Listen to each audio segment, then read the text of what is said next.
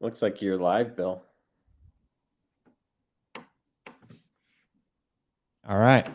I'm getting all kinds of messages. Good. For some reason, there we go. All right. So Sam Harris and Chris Williamson had an interesting conversation in like a ridiculously nice set. Can you hear this, Sean? I want to make sure. Yep. Look at this set. I can't hear the video. Oh, you can't. That's what I was. No. I Sorry. gotta reshare. All right. StreamYard fail. Yeah. Okay, remove that. Present. Yeah, it's a really nice set. That's Williamson's set, right, in Austin? Yeah, I don't know if it's a permanent set. Okay, so you're telling me you cannot hear this? No. Really? No. It said that it would. All right, anyway, we can just talk about it. So you watched the first 40 minutes of this conversation, Sean? Yeah. I got to the part right when they started talking about RFK. That was the last part that I left off on. Mm-hmm. Just make sure that my audio is grabbing the right thing.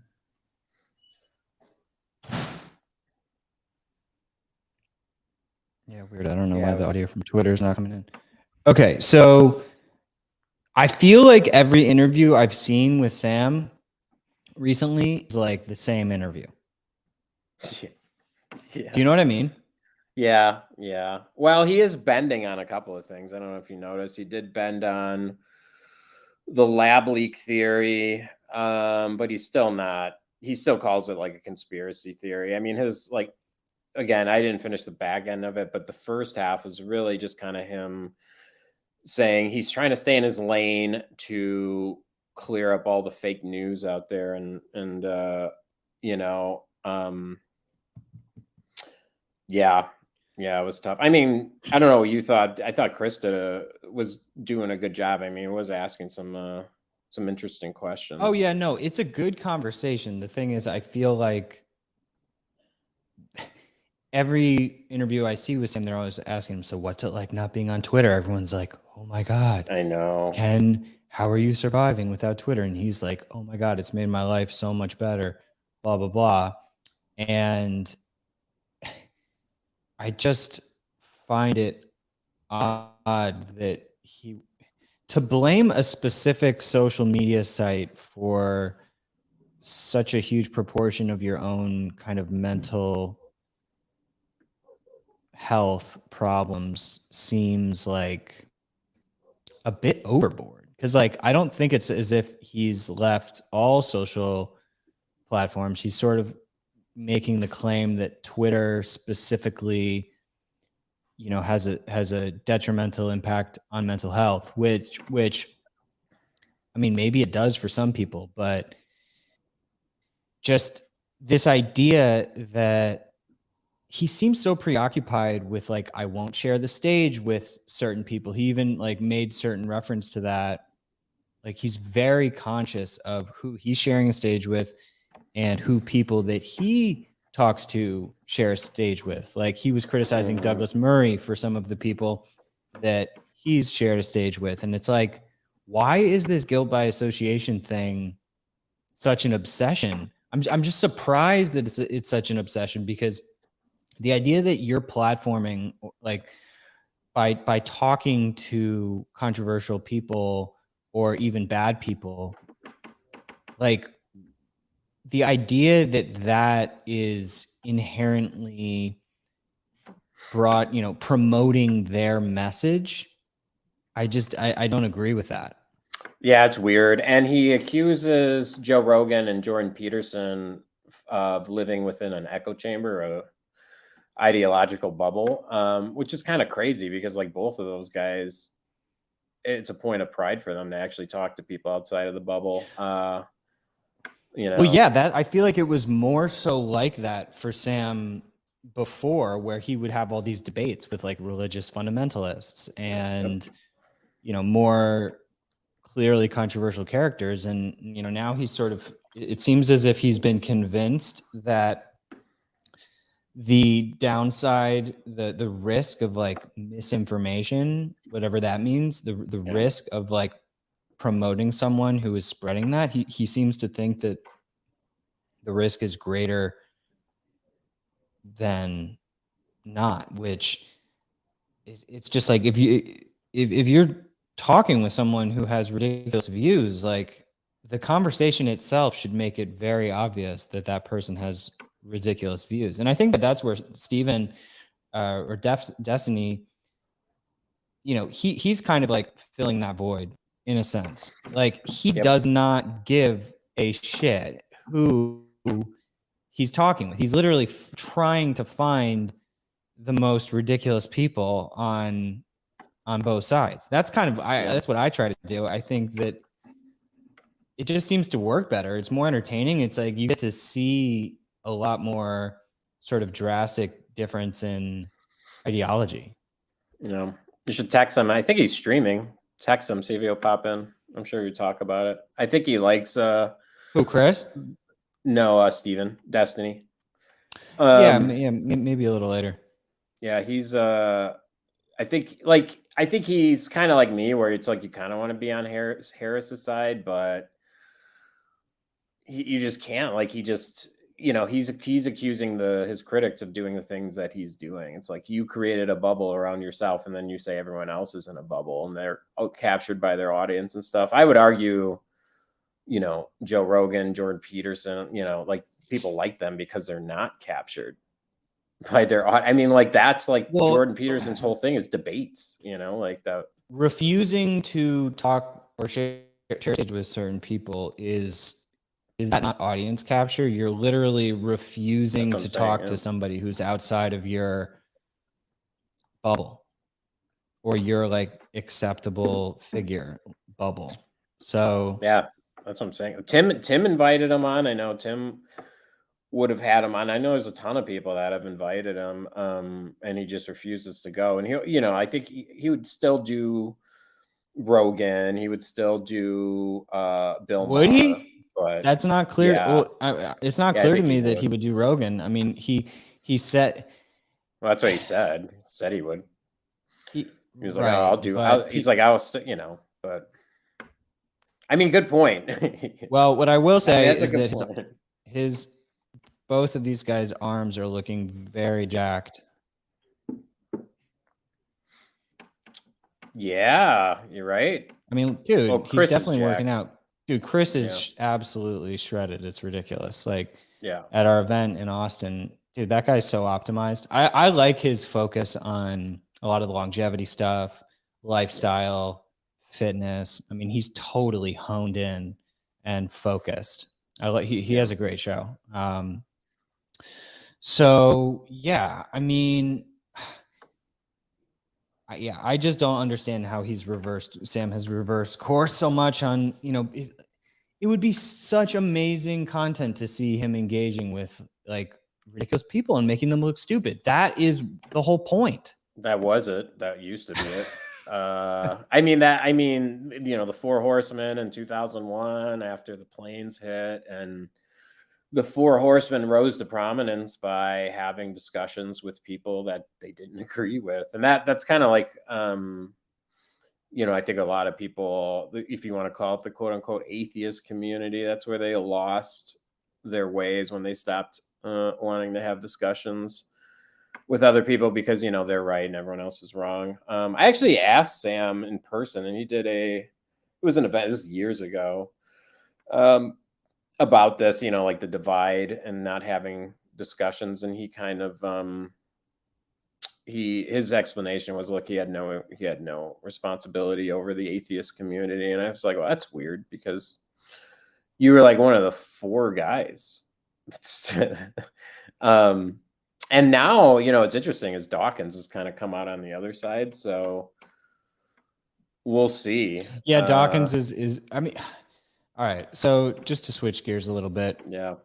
I I don't want to complain about Sam Harris for too long. I Well, do like him. I want to like him. I want him to come back. Maybe we can get him on sometime and really I want to debate the issue of sharing a stage with someone and what that means and how that emanates out and what impact it actually has, because I just don't agree with his basic premise. I want to know what research he is basing that decision on. So yeah. anyway, so this happened where John Radcliffe, former intelligence chief, weighed in on the UFO hearings. He said, the government has more information than it's sharing. Unfortunately, the Biden administration made the decision to really not reveal much. And now you have these House Republicans having to have these public hearings to talk more of this information. I will say this, I believe there should be more transparency on this issue, but not full transparency. He added, noting the government's national security duties. So it's kind of a big deal. Like, he was nodding. I mean, he was admitting it. He was basically acknowledging that there's, like, he didn't need to say this. This is a pretty big statement. But this is also interesting too. I believe there should be more transparency, but not full transparency. And that's realistically what we're going to get. We're going to get some kind of middle ground where hopefully they fully acknowledge that they have some kind of recovered materials, or they say that it's all, not true and prove that it's not true and actually prove Grush wrong. Mm-hmm. But, there's not a scenario, I think, where they're just going to be flying saucers around openly. I don't know. It seems like we're a long way off from that because of the national security implications. I mean, I guess. I don't know. Is it a national security interest, if we do have craft? And that's like the crazy thing with Lazar. It's like if he's making up that story, that is such a extremely intricate experience of working in that, in Area 52, I guess technically is what it was, right? Area 52. I think S4 or something. Oh, S4. Okay. But it was right by 51, right? Like, Lazar came out and he said, I wonder if I can find this. I probably can. He came out after the hearings and he made this big kind of video where he was like, I told you so. But, why isn't he submitting to Arrow? Like, why? That doesn't want to work.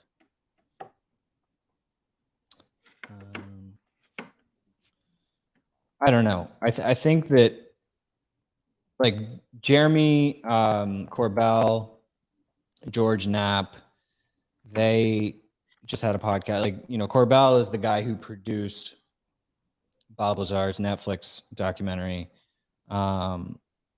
And he's also the one who was behind a bunch of the hearings. And he hasn't really been talking about Lazar too much recently.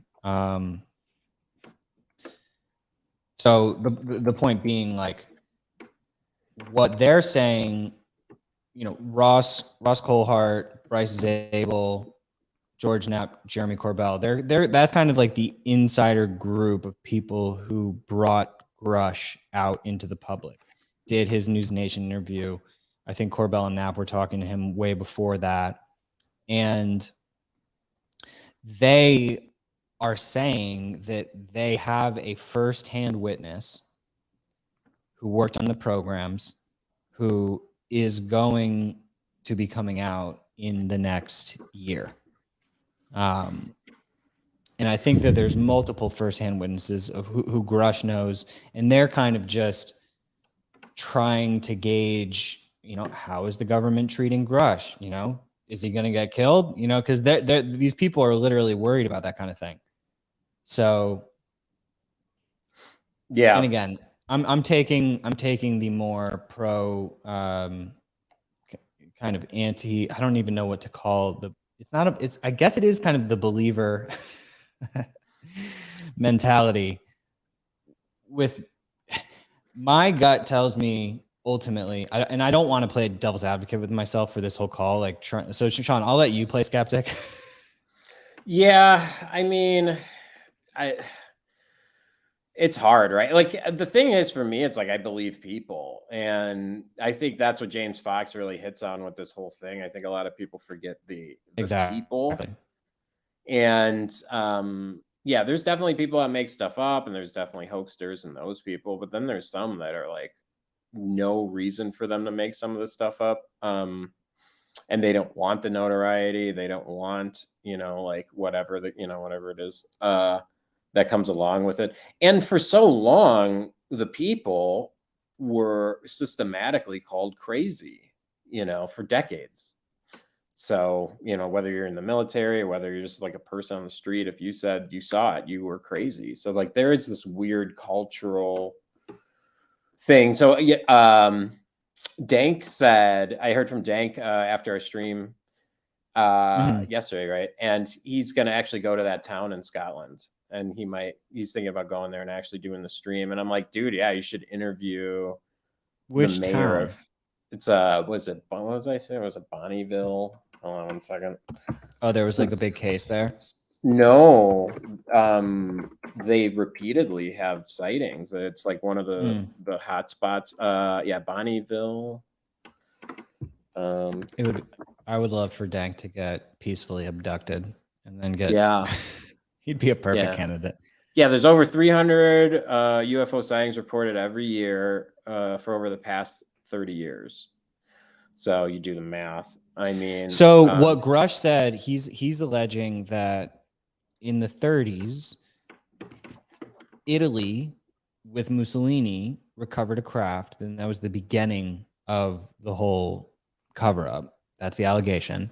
And now the Vatican, is getting pressure to respond, because they've made statements about the possibility of extraterrestrial life. They've put on like astrobiology summits to kind of rationalize, okay, well, how would the church respond if we discovered life, whether it's microbial or, actual life? And, because they need to prepare themselves for that possibility and make sure that, all of their followers aren't freaking out. So they do think about this and study it. And obviously in their archives, I'm sure they have tons of research and writing on it, but they actually haven't followed up to like all the media is asking them.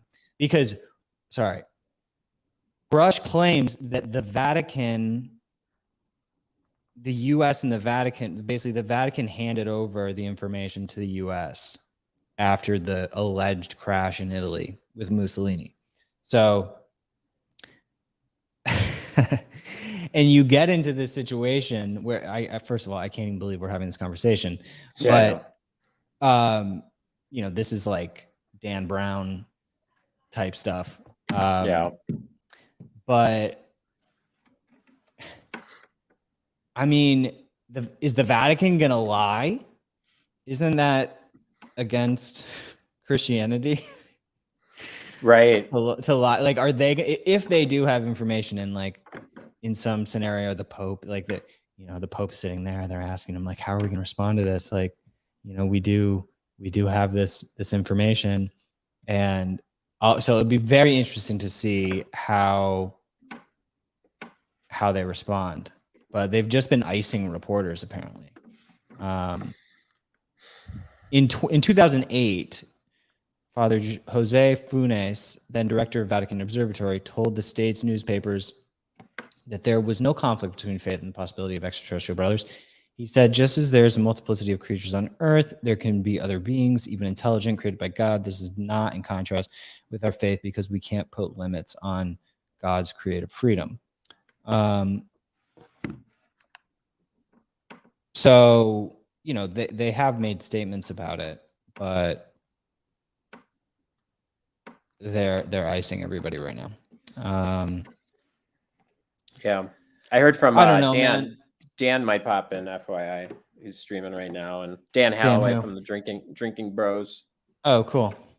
so he might pop in. Yeah, it's kind of the idea. We're just we're stress testing Minds live streaming, and then see who wants to show up.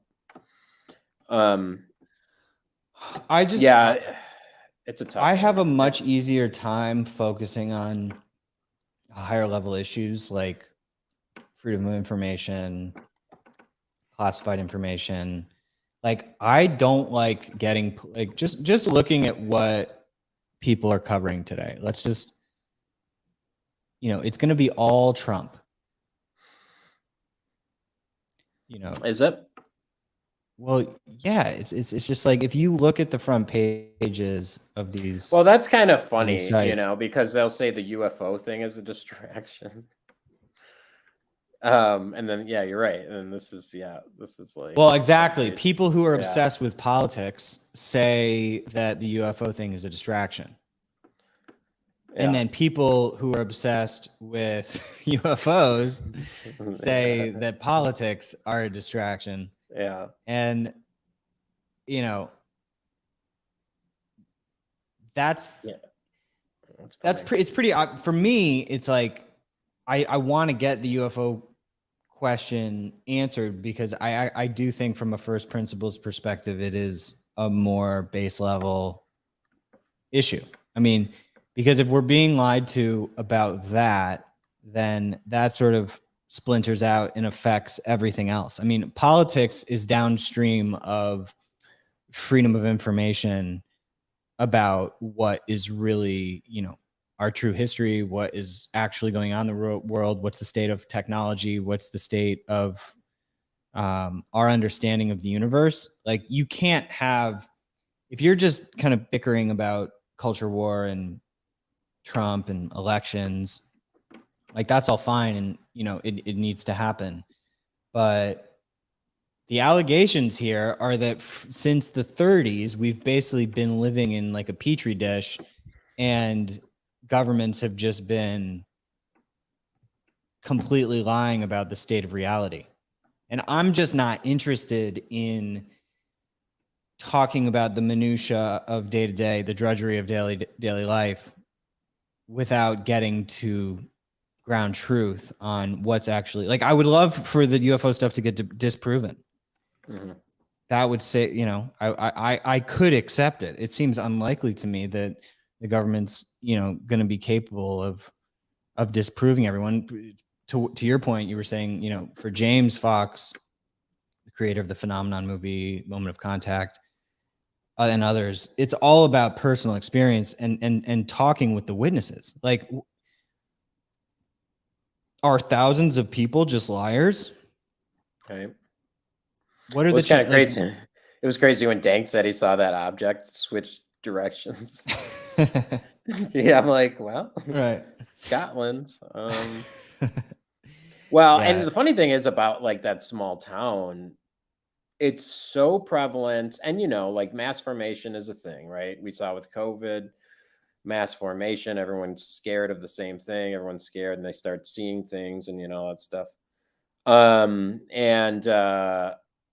you know, like, so this town could just be in some mass delusion where they think they're seeing it, but you know, 300 reports a year, and the mayor has petitioned the what do they call it out there? It's not the government, it's the parliament many times, and you know, gave them like all this evidence and information and stuff, and they just aren't listening to it. So I was like, well, dang, that would be an interesting, because the guy is like completely bought in. Like he's like, no, it's not only is it real, it's happening all the time here. So I don't know. But you know, and then that old criticism seeps in where it's like, you know, as soon as something becomes phenomena, now you have industry tied to it, and that's kind of what we saw with like Area 51 in the 90s. You know, when I was a kid, like all of a sudden it became very commercialized, and there's a big tourism attraction, and now everyone's like, oh. But that's really the only way to kind of, you know, sponsor that stuff. So I don't know. If anyone who's watching wants to ask a question or anything, just I'll check the comments here. See, it doesn't load this thing. Send Bill a Supermind. Are you seeing the stream on mine's? I pull it. I was in a different browser. Hold I'm on. not seeing it on over here. Are you seeing it? Is it coming through on YouTube? Okay. Yeah, we're getting the YouTube comments. Yep. Yeah, it's coming through on mine's for me. Oh, good. Yeah, I see it on my other screen. Yeah, send me a super mine if you want to ask a question. For anyone who doesn't know what that is, you can basically go to someone's page, go to Quartering's page, click this super mine button. You can offer cash or tokens just for the purpose. Say, okay, I want a text response. We're gonna have a live streamer option for this. Oh, I think it's. And then Yeah, we should invite James to one of these too. Like the idea is that we're gonna stream, you try ask and a get people question, in. You ask and then questions. Yep. the person gets a notification that you're sending them an offer. Like, let's see, this person is trying to troll me right now. They're saying, Spin Flight, why are some groups being censored? Seems that many of my subscriptions to groups were removed and re-adding them, they don't appear in either my main feed. That sounds like a bug. Although I still get content from groups memes in my main feed. Seems to be mainly innocent. All right, we'll take a look at that. Good feedback. Yeah. So, yeah, man. I mean, I just find it so interesting. Like, I wonder if Tim has been very against this issue recently. Yeah. I think maybe at the He core, I think Tim might believe, but he doesn't like the topic just because it's it's hard to, you're never gonna settle it. You know what I mean? Like we can prove, Joe Biden's son is corrupt. It's really hard to prove that aliens are real, so I kind of get it from that standpoint too of like I think it's easy to see this as a psyop. Yeah. It makes a lot of sense from like a knee-jerk reaction, but for me, when you dig into, again, and I've said this multiple times, when you dig into who is actually organizing this legislation and hearings, it's very much like a grassroots type movement, and it's just not some CIA orchestrated. I mean, and if that is the case, and if Grush is some plant, then I have to leave the possibility open. But based on the relationship and the descriptions of of everything from Corbell and Knapp, I mean, they've known this guy for years. Mhm. So it would have had to be a super long-term psyop. And like, not to mention, he's claiming that he's been attacked for doing this and punished. And there's been retribution from the inside. So it just seems like the simplest solution is it would be so much more complicated and far out and extravagant if he was a plant. Yeah. It just seems like that would be way harder to orchestrate. Sorry, I'm just sending a message. Yeah, it's hard to get to the bottom of it, and then it's like who, like that. I did email Tom DeLong, so hopefully we hear from him. It'd be great to get him on, because I think he's doing a lot of the work in the background of the government, and it takes forever to work within government. Like I get that too. Like that kind of showcases how inefficient the government is, just how long the stuff takes, and how much money and lawyers and but I mean, he staked, his career on it. So, and I think they made some moves. What do you think about the guy at the head of that to the stars? What's his name? Elando? Was it? Oh, Elizondo. Elizondo? Yeah, Lou Elizondo. Yeah, Lou. He was basically heading up I think the UAP task force, and I think he was working with Grush at the UAP task force. It seems like Twitter's Explore feed is like messed up, but I mean, he seems relatively credible to me. He's the one that the 2017 New York Times piece was about for the Pentagon. Let's see if I can find it. Yeah, the thing is, he kind of came out of nowhere, right? Like he was scrubbed, essentially, his identity. Yeah, I mean, here it is. So like Chris Mellon, Lou Elizondo, Leslie Keene, Ralph Blumenfeld, and this is the same two people who did the debrief article which was where Grush's recent claims first came out in. So it was News Nation and then this.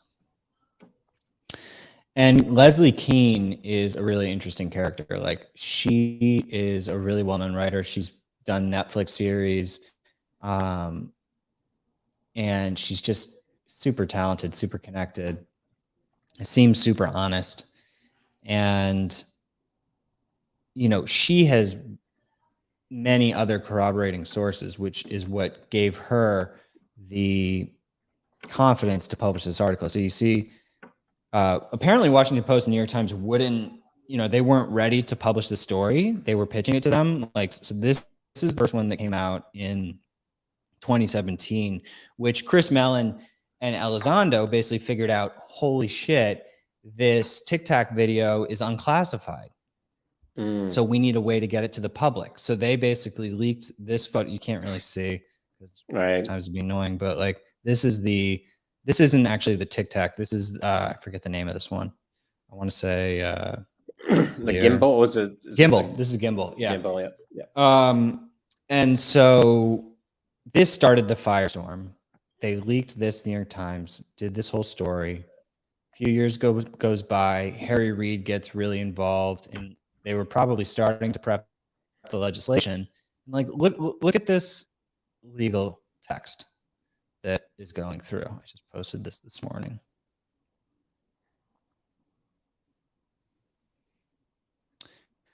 So this is in the upcoming NDAA.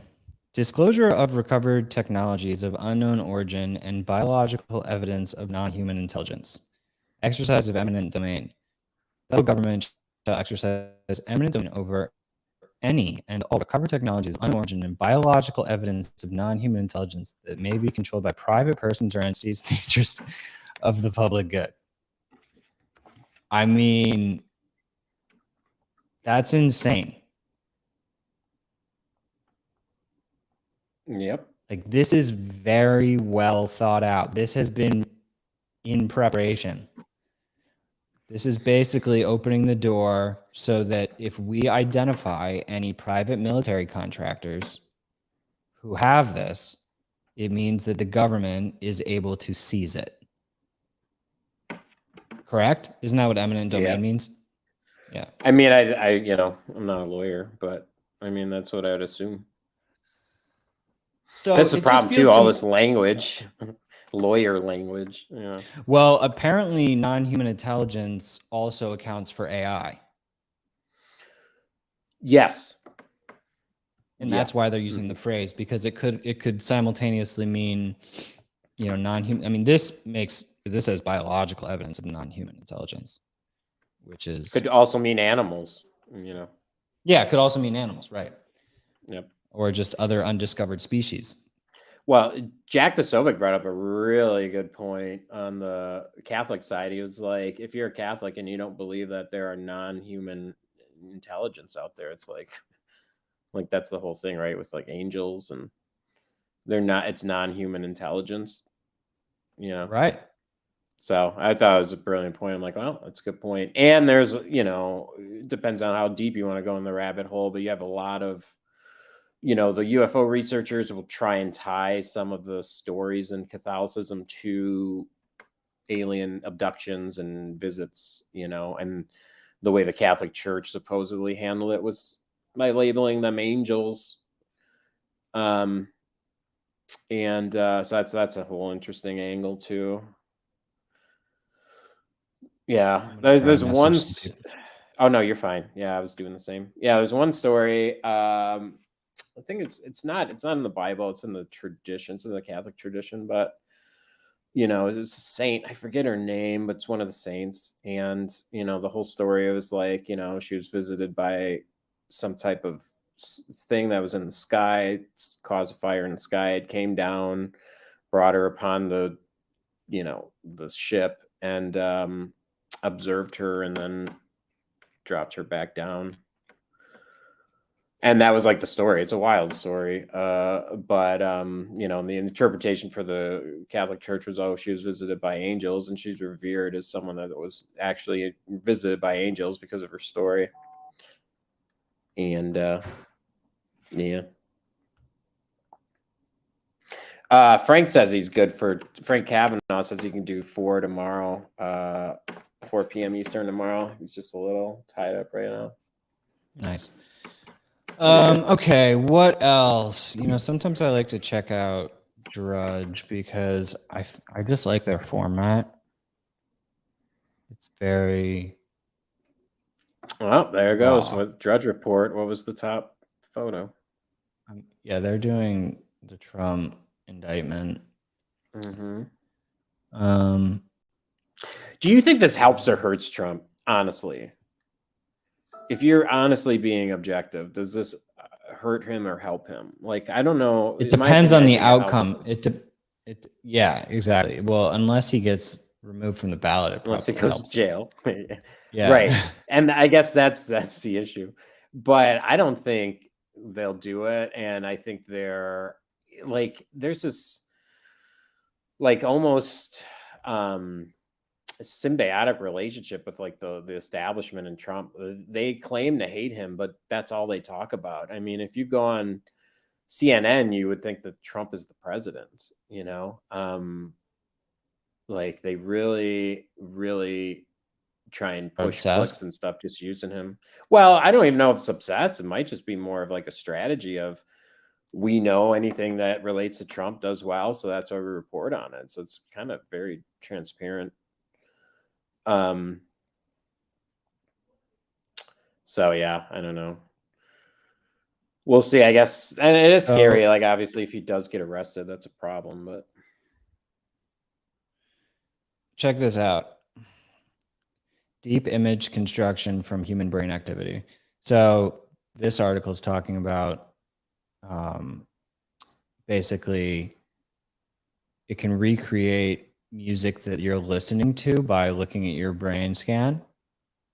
So it can extract the patterns in your brain signals and then replay the music that you're listening to, which is similar to this. This is actually very old and bad quality. But let's see. There's really high resolution versions of this where they can do the same thing with the imagery. So it's literally, why is this not? reading your mind, essentially. Yeah. So I want this to not be slow. Oh, it shows someone a picture and then oh, I see. That's scary as hell. Yeah, it's super scary. That's mind it's reading. It's mind reading. It is. They can construct images of what you are thinking. Alex Jones is right again.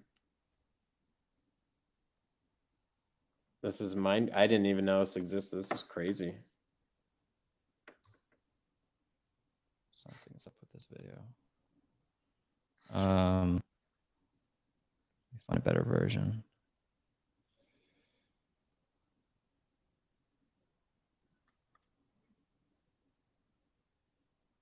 I think it's the same video. Dude. And who's the company behind this? There's a bunch of different companies that are doing it. Okay.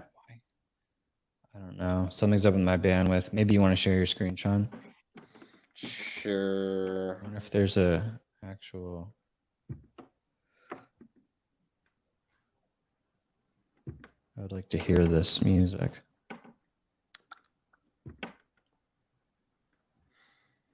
And try window. By examining a person's brain activity, artificial intelligence can produce a song that matches the genre, rhythm, mood, and instrumentation of music that the individual recently heard. Scientists have previously reconstructed other sounds from brain activity, such as human speech, bird song, and horse whinnies. However, few studies have attempted to recreate music from brain signals. Sean, oh, by the way, while I'm thinking about it, can you put the link to the Minds live stream in the YouTube video description? Oh, yes. Okay. Just grab it from my page. Okay. I think my computer is just like maxed out right now. I don't know why. Yeah, I can share screen in a sec. I'll do this first. So I'm taking the link and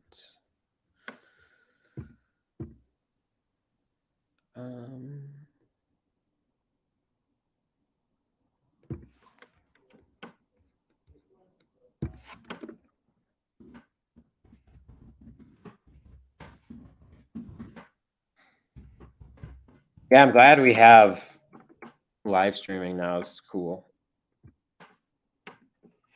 This would be a good stress test because this is a long one. Okay, this is the one from yeah, this is the one I remember I first saw and I was so blown away. Please play. Here we go. Okay. So what you're seeing is on the left is what the person who's hooked up to the brain scammer is actually looking at on a screen. And then and this is super old version. Like there's high res versions of this now where the image on the right looks just like the image on the left. But, wow. And this is old, 11 years old. That's so weird.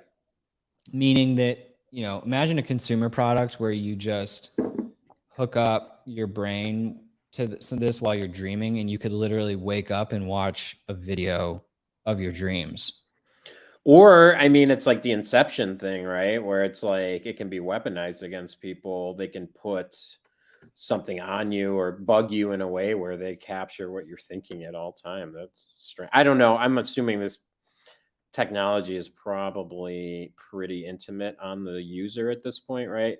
Like you would have to have some major equipment on to get that, I'm assuming. Like a helmet. Is the paper then? Well, it's kind of similar to what Elon's doing with Neuralink, right? And it's the opposite, where he's trying to control the brain versus see what's on the brain. I would imagine Neuralink will be able to have applications like this, where you can just sync up to a TV and it can show what you're thinking. What's interesting, though, it looked like it was picking up what you were seeing, right? Mm-hmm. So, like, what you're thinking is something different, right? Because, like, I can be thinking about a bunch of different things while I'm seeing something. Mm-hmm. So I wonder how that works. Maybe. Well, right.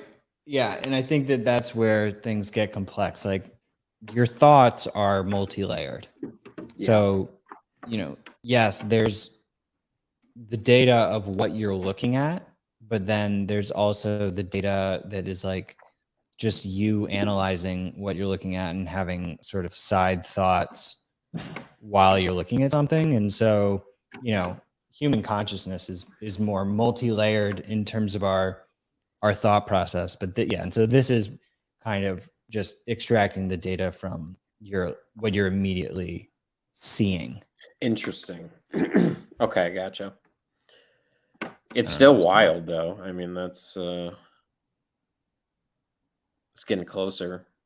I mean, do you support this type of technology, Bill? Do you think we should continue to do like kind of the ghost in the shell where the people are tied to the tech, you know? I mean, I don't like a whole field of tech is neutral. Like the idea of creating mind reading technology, like I don't have I mean, that's kind of like saying, do you support TV or do you support VR? It's like Mind reading tech is just a type of technology. So Mm. I support open source ethical versions of that technology, but not, I don't support everybody who is working on that space. You see what I'm saying? Gotcha. Yeah, gotcha. I'm thinking more in terms of cohabitating with tech. So like, like starting to upgrade the human body with certain different things, like, you know what I mean? Like, where we're integrating more into, like, I'll give you a good for instance, like in the Matrix, like when they were in the Matrix, they could get something programmed into their head where they were like, "Oh, I don't know how to fly a helicopter." Oh, okay, now you do, right? Like kind of that stuff where you're starting to mess with the human genome. Like, I guess the dark side for me, it's like the DNA editing. I am not a fan of that at all. When we're Mm-hmm. starting to change people's DNA and edit it, Mm-hmm. I think that has really, really bad consequences potentially. And then having like AI power a human body, like with Neuralink, I mean, so kind of the idea, it's like, all right, say you go and get Neuralink and put in your body, and now you can use your legs and your arms and stuff, which is great. But can they take that tech to a future thing where all of a sudden now you're creating Manchurian candidates that you can control to do things for you? Um, I don't know, you know, Yeah, again, the runaway, I guess,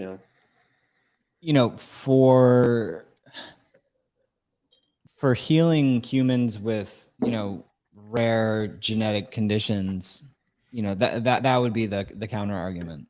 Like, hmm hmm if it's possible to reverse like severe genetic issues,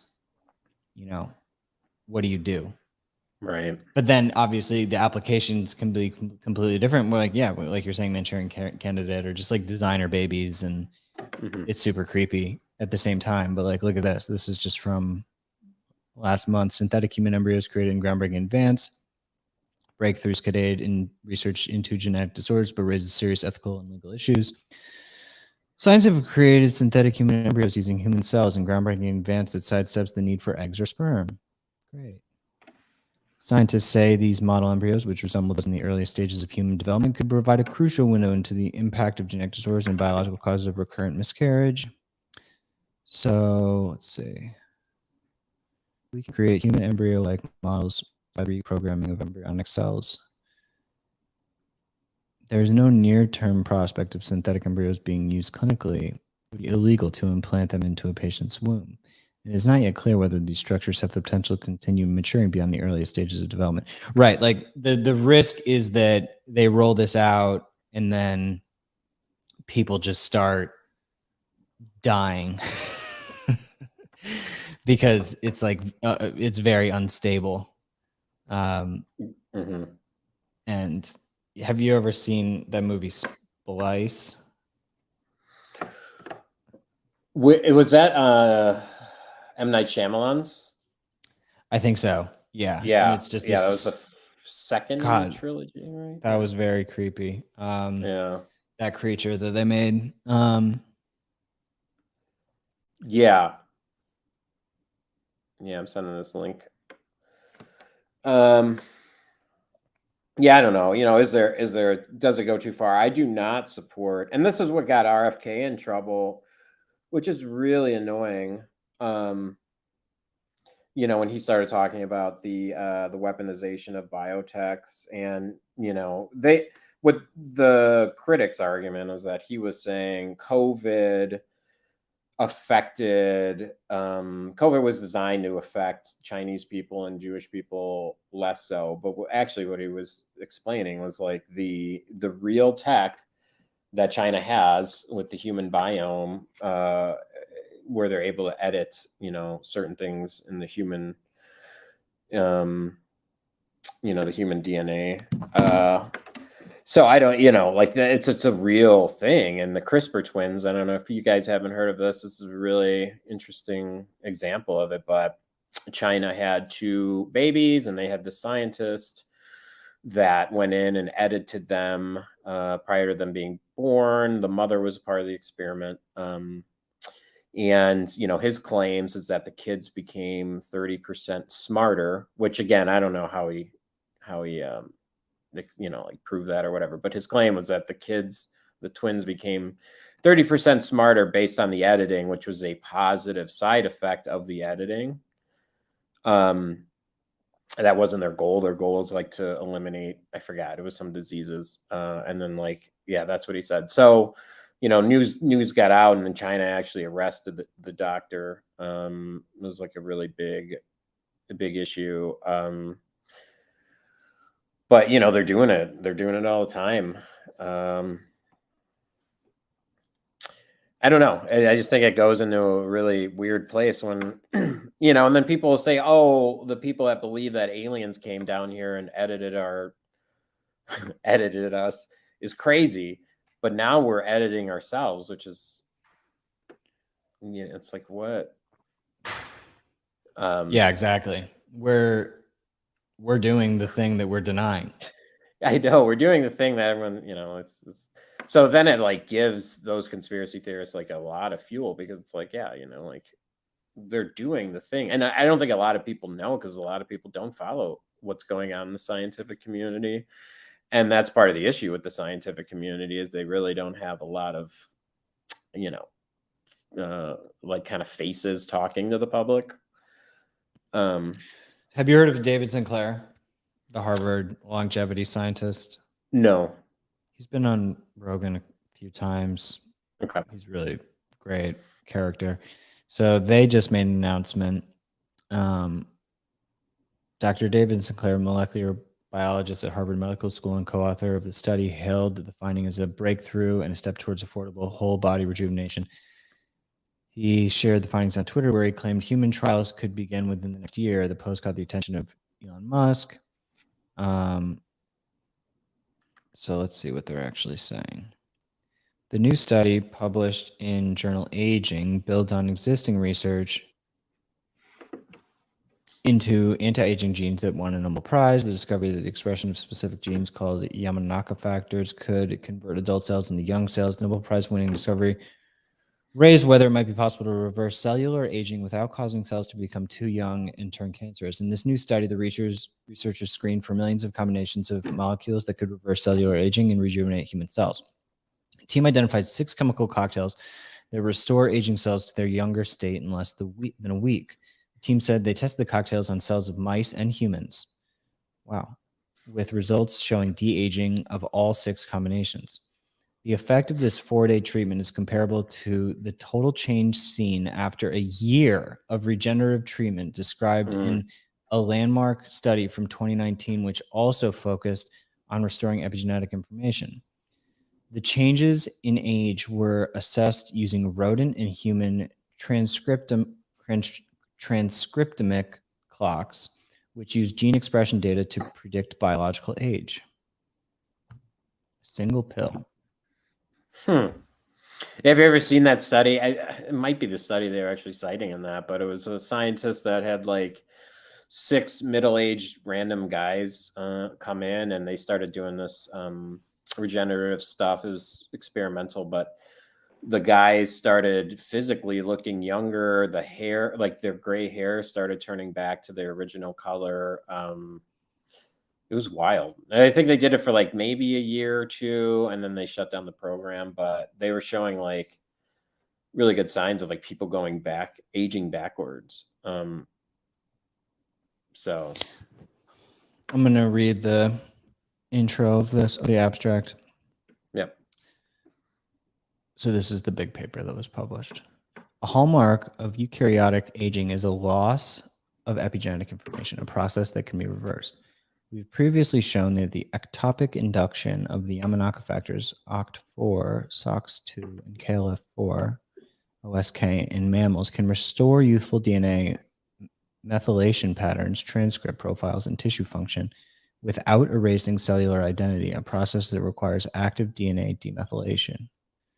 To screen for molecules that reverse cellular aging and rejuvenate human cells without altering the genome, we developed high-throughput cell-based assays that distinguish young from old and senescent cells, including transcription-based aging clocks and a real-time nucleocytoplasmic compartmentalization assay. We identify 6 chemical cocktails, which in less than a week and without compromising cellular identity, restore a youthful genome-wide transcript profile and reverse transcriptomic age.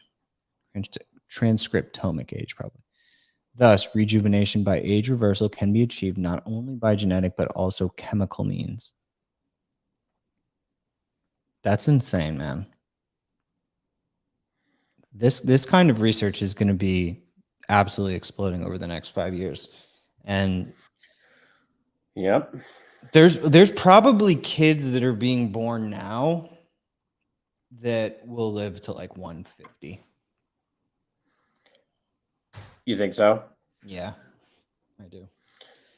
Yeah, that's that's like the big thing in like the transhumanist movement too, right? Isn't that like the whole thing of like extending life? I know a lot of people, like from my corporate past, a lot of them would do a lot of these different things, treatments like that, and it's all about extending life, right? It seems like a big business right now. I mean, yeah, this is the same. I mean, Sinclair is essentially well, I think that there's transhumanists who are focusing more on like longevity and different types of chemical pharmacological solutions, and then there's transhumanists that are looking towards more like technological and more like nanobots and becoming like part machine.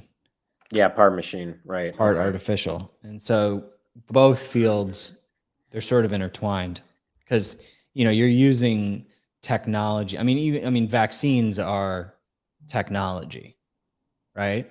Good point. Mm-hmm. It's delivery mechanisms. They're using so it's all sort of a combination. But I guess it crosses the line when you actually add like nanotechnology into the pharmaceuticals or vaccines.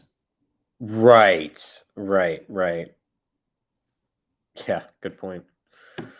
Well, I mean, it's kind of funny. I kind of think about the police issue we have and, in the country. And it's not just our country, it's like everywhere, but I don't think RoboCops are very far off,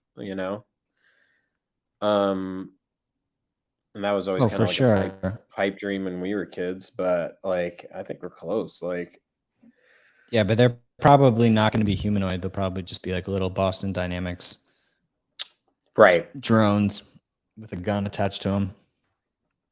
Yeah, good point. Well, who knows? Maybe we get the full RoboCop thing with like some of this new tech. I'm sure there's crazy people out there who would totally do it.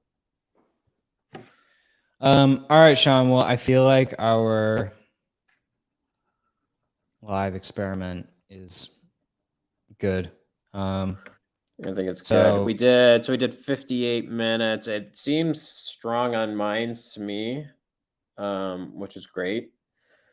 Yeah, so we're gonna try more of these and just invite some people. I heard back from some people. At the end of the day, I think we're learning that unless we're gonna sit here all day messaging people, then obviously lining people up to come on is gonna be the best bet. And maybe we can do, if we can get people to come on as regulars. Yeah, that would be easier. Do like regular. Yeah, so like send us any ideas. Any people you want to see on, throw in a comment, and we're just talking shit, seeing what's going on in the world. All right, man. Good stuff, everyone. Thanks for listening. Rock on. Till next time.